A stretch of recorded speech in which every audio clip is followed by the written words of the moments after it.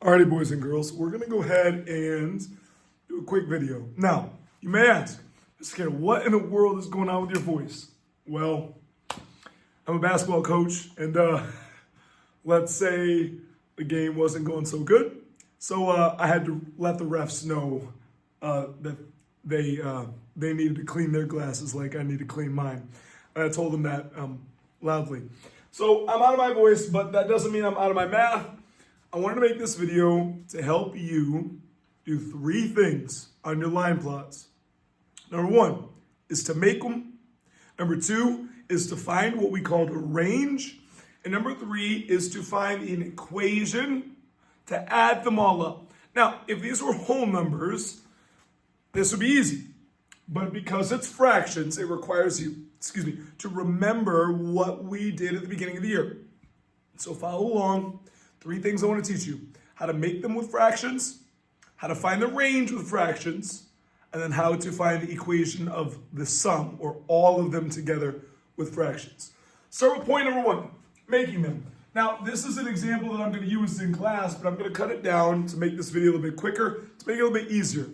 First thing, to make a line plot, I need a number line.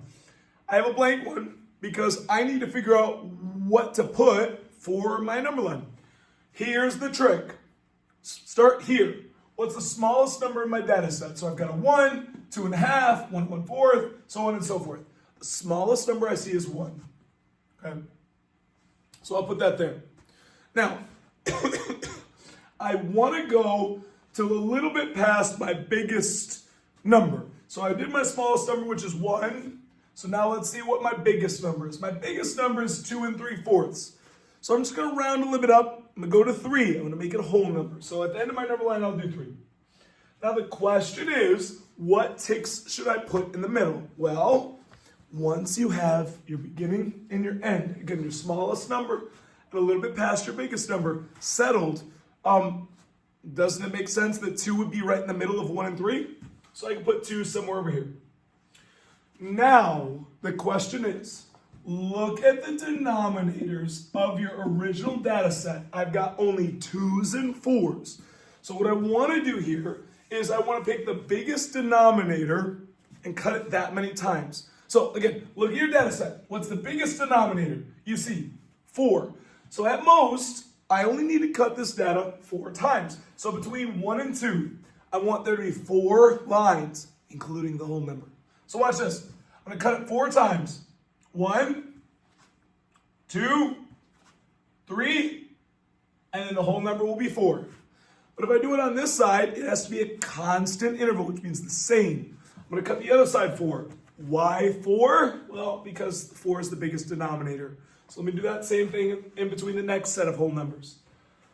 1, 2, 3, and then again, the whole number is 4. The whole number is 4. That's 1 line. Okay. Now the question is, Mr. Cato, what in the world do we label these? Well, let's see how many we just did. Of course, it was 4. 1, 2, 3, 4 in between 1 and 2. So it makes sense that each of these would be 1/4 because it's 1 out of every 4. So this first one's 1/4. 1 and 1/4, of course, because our whole number is 1. Our next would be 1 and 2/4. But wait! Before I write 2/4, isn't 2/4 just 1/2? The next one, so 1 and 1/4, 1 and 2/4, a half. 1 and 3/4, 1 and 3/4. 2, which will be 1 and 4/4. 4 divided by 4 is 1, so 1 plus 1 is 2. So now the next one is 2, and again, 1/4. Why 1/4? Because there's 4 ticks in between. Hope that makes sense. The next one is 2 and 2/4, or 2/4 is a half. So 2 and a half.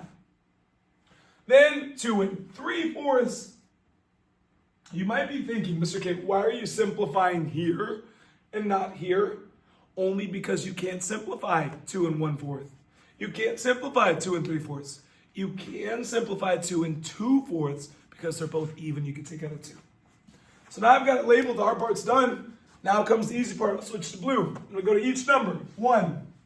Put one tick or one X above that number. So there's a 1 here, 1 here. I put 1X. Done.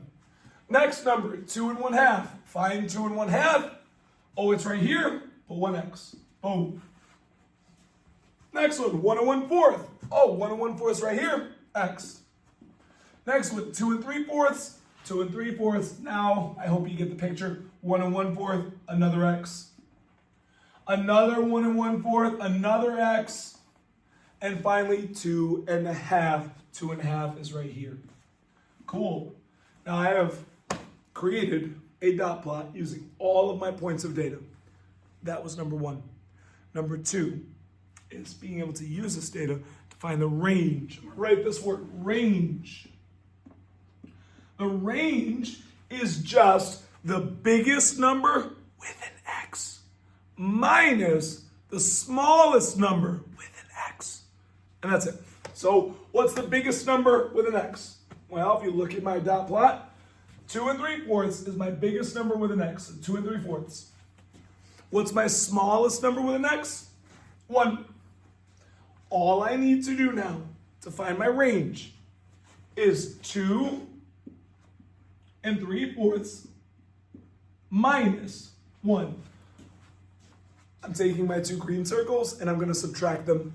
Biggest number, smallest number, subtract them. Now, the reason why I want to show you this again is because we haven't done it in a while. We're going to subtract fractions. And here's what you need to do to be able to do that. What I want you to do, 2 3/4 minus 1. How do I make that 1 look like a fraction? What's a whole number?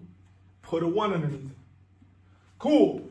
Now what I need to do is convert my mixed number into improper. Multiply the bottom, add the top. Remember, that's been on the board for months at this point.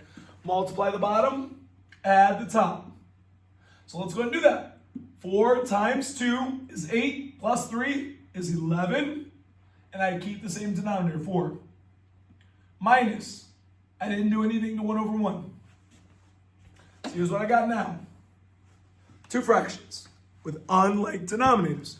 How do I take care of that? Well, I have to find our old friend, the LCM. Look at the 2 bottom numbers. What's the LCM of 4 and 1? Of course, it's 4. So 4 times 1, but if I do it to the bottom, I have to do it to the top. 1 times 4, but if I do it to the bottom, I have to do it to the top. And finally, let's convert these to common denominators. So 11 times 1 and 4 times 1 stays the exact same. I'll write it over here. 11, 4 times 1 is 4. Minus, now I'm going to do this section. 1 times 4 is 4. 1 times 4 is 4. Cool. Now, if you look at my square in blue, or my rectangle in blue, you'll see that they both have the same denominators. If they have the same denominators, subtract the numerators. 11 minus 4 is 7/4. Now, that is my answer, but it's improper. So we're not done yet. We got to convert it back to mixed. And how do we convert it back to mixed? Well, that's been on the board for months. Of course, we're just going to barn door divide it. So I'm going to take my 7/4. I'll move it over here. 4 on the outside, 7 on the inside. 4 goes into 7 one time. 4 times 1 is 4.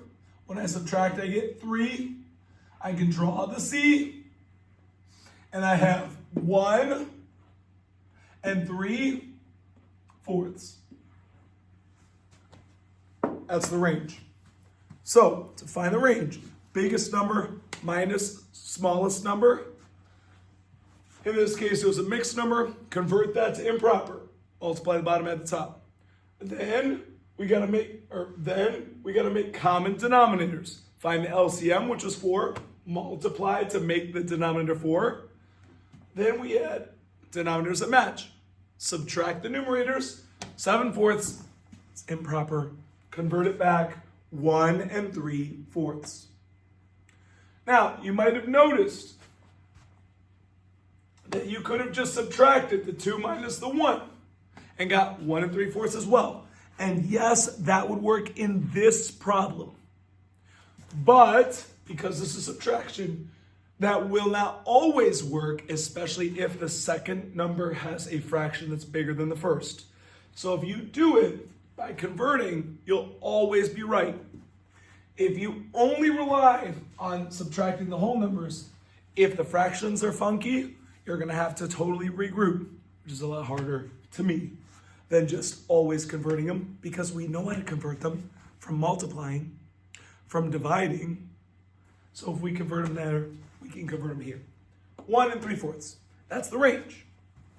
Now the last thing I want to show you, the very last thing, let's go ahead and erase all this, is how to add them. So let me ask you a question. As you look, and my eraser stinks. Hold on, let me try this. Bruh. Isn't that what you guys say when things don't go your way? Bruh. I feel like everybody says that. Okay, I think there were, 3 of these? 1, 2, 3. Okay, back to where we started. If I asked you, what is the total amount that was surveyed? What I want you to do is we're going to have to create an equation. Now, it sounds hard, but it's pretty easy. Here's what we're going to do. We're going to take each number one at a time, add them up. Watch how I do this first one. First number that has an x is 1. So how many x's were there?